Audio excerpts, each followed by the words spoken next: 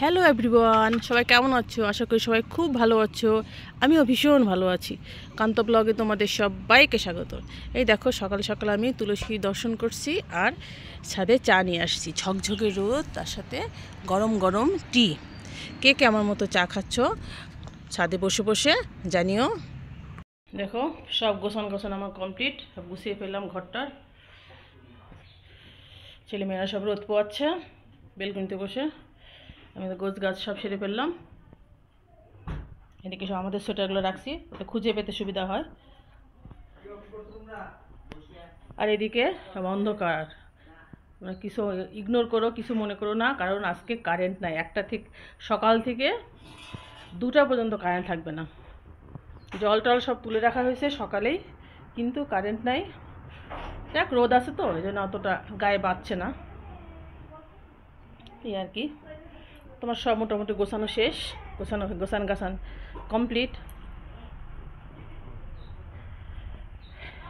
এ ঘরও হয়ে গেছে গোছানো। এই ঘরে মেয়ে থাকছে, মেয়ে তো একাই থাকা অভ্যাস, ও একাই থাকে। এই যে কি দারুণ রোদ, বাইরের প্রকৃতিটা খুব ভালো লাগে। গাছপালা দেখে মনে হয় যে বেশ একটা গ্রাম গ্রাম ভাব। এদিকে আগে আমার ছেলেমেয়েরা যখন ছোট ছিল, ছোটোবেলাতে খেলাধুলা করতো, পিকনিক করতো। তো এখন ওই ওই কর্নারটা আমার পিসির জমি। আমার পিসি এখানে থাকে না, পিসি যেখানে বাড়ি করছে সেখানে থাকে, তো এখানে জমি কেনা আছে। এই যে আম গাছটা দেখা যাচ্ছে, আর এইগুলা হচ্ছে কিছুদিন হলো এইসব টুকটাক লাগাইছে, ভালোই করছে, পড়ে থাকে, যাদের জমি তারা লাগাইছে। এই তো অবস্থা। তো আমাদের সকালের গোছান কমপ্লিট। আর সব চাদরগুলো সব ধুয়ে দিলাম, সব ঘরের চাদর সব তুলে ফেলছি, তুলে সুন্দর করে সব চাদর পাড়ছি, ভালো নতুন চাদর মা দিল। আর ওগুলো সব ভিজায় রাখছি, ওগুলো ধুয়ে দিব।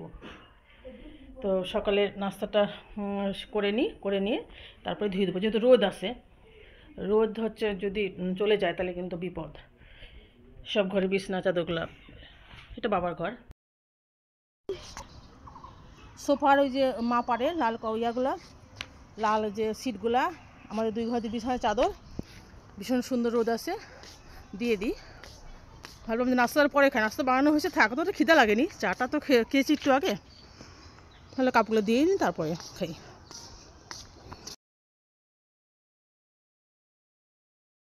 কথা বলছি, লাল ছিট যে সোফার উপরে পেরে রাখে, যেহেতু কালি হয়ে যায়, এখানে সুগার মিল এলাকা তো কালি বেশি।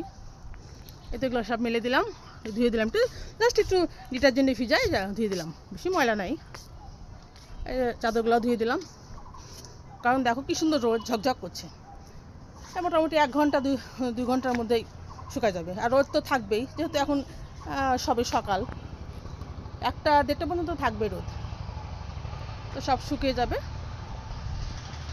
তো আমরা এখন যাই, সকালে জলখাবারটা খাই, অনেকক্ষণ আগে করা হয়ে গেছে।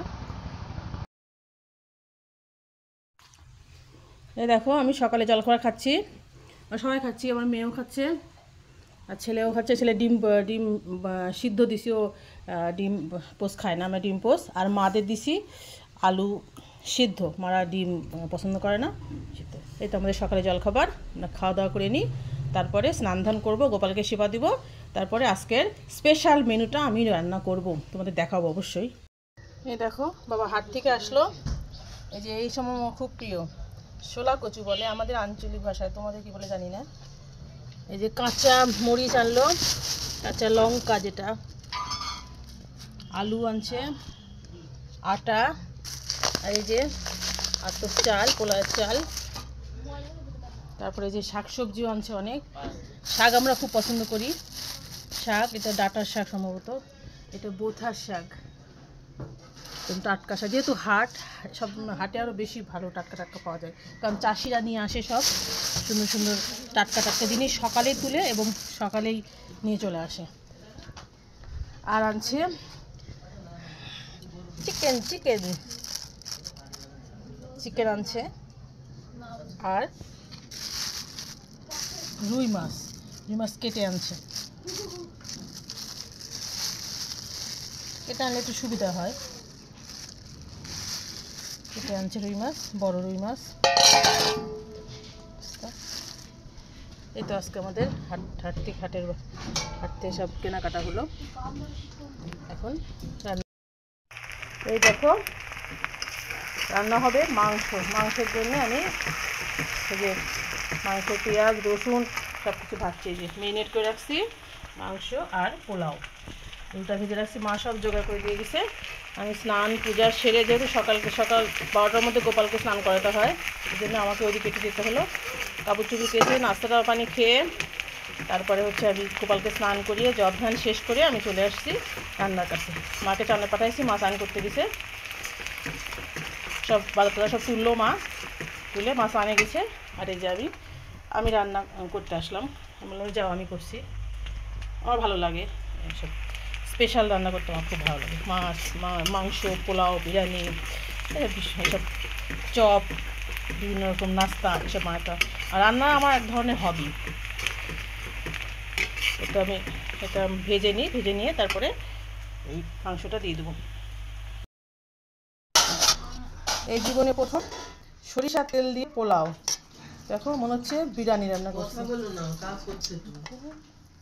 সরিষার তেল দিয়ে পোলাও দেখো করে ফেললাম, অদ্ভুত একটা রেসিপি করছি। দেখা যাক সবাই খেয়ে কী বলে। সরিষার তেলের পোলাও দারুণ হয়েছে। আর এই যে আমাদের আজকে স্পেশাল মেনু, মুরগির মাংস আলু দিয়ে ঝোল। একটু ঝোল রাখছি কারণ যেহেতু পোলাও আছে, পোলাওয়ের সাথে লাগবে। আর আসে টুকটাক লোকজন আসে বাসাতে, সন্ধ্যার পর বাচ্চা কাচ্চাও আসে টুকটাক বেড়াতে, তাদেরকে একটু দিব আর কি, একটু বেশি করে করছি।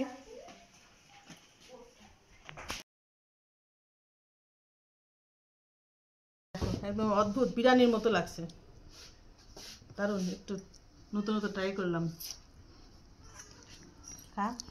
খাই বল কেমন হয়েছে? ভালো হয়েছে। মজা হয়েছে? হ্যাঁ। অঙ্ক খাও, খাই বলো কেমন হয়েছে? ঠিক আছে, ভালো হয়েছে মা। আনকমন না? এই যে মাংস, এই যে আমরা সবাই খাবো।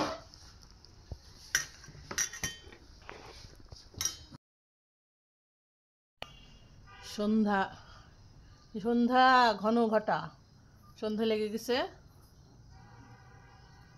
তো সন্ধ্যাবাতি সব দেওয়া হয়ে গেছে। এখন আমি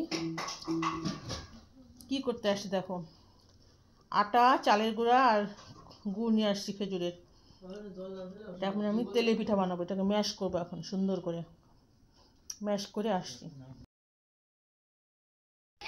সমস্ত গুড়, তারপরে আটা, চালের গুঁড়া দিয়ে সুন্দর করে ম্যাশ করে নিয়ে আসলাম। যেখানে রাখবো আর তেলে দিছি, তেল গরম হয়ে গেছে। এখন আমি সব পিঠাগুলো আস্তে ছাড়বো। মা সবগুলো নিয়ে বসছিল, আমি মানে সব রেডি করে নিয়ে বসছিল। আমি বলছি দাও আমি করি, আমার তো আর এখানে কোনো কাজ নেই। চাটা খেলাম, সবাই মিলে একটু আড্ডা হলো একচোট। আমাদের বাড়িতে সবাই মিলে একটু গল্পের খুব আসর বসে। সন্ধ্যায় একচোট চায়ের আসর বসবে, তারপরে খাওয়া টেবিলে একচোট আসর বসবে, তারপরে আবার রাত্রে খাওয়া দাওয়ার পর ঘুমানোর আগ দিয়ে একচোট গল্পের আসর বসবে। এইটা হচ্ছে আমাদের পরিবারের একটু সিস্টেম। গল্প না করলে ভালো লাগে, গল্প গুজব কবে হবে, তারপরে ঘুম, এই আর কি।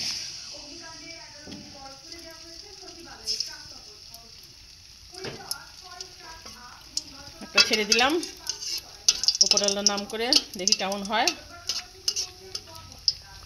থাকুক, পরে আসছি, পরে দেখাচ্ছি তোমাদের কেমন আমি পিঠা বানাইলাম। এই দেখো কি সুন্দর হয়ে গেছে, এক পিঠ হয়ে গেছে আর এক পিঠ উল্টে দিলাম, উল্টে পাল্টে সুন্দর হচ্ছে। দেখো এটাই প্রথম, অনেকগুলো পিঠা হয়ে গেছে। প্রথম পিঠা আরও হবে, এই যে আরও করবো, যে দিচ্ছি চুলাতে হচ্ছে। বন্ধুরা এই পিঠাগুলো হচ্ছে তোমাদের জন্য, শীতের প্রথম পিঠা। নতুন গুড়ের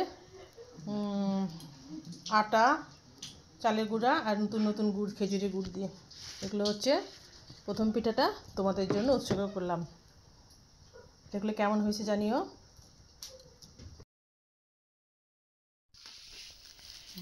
এই দেখো চা করে নিয়ে আসলাম, পিঠাটা শেষ করে তো চা করলো, চা খাই, গরম গরম চা। তো বন্ধুরা, আজকের মতো ভিডিওটা এখানে শেষ করছি। সবাই খুব ভালো থেকো, সুস্থ থেকো। আজকের মতো টাটা।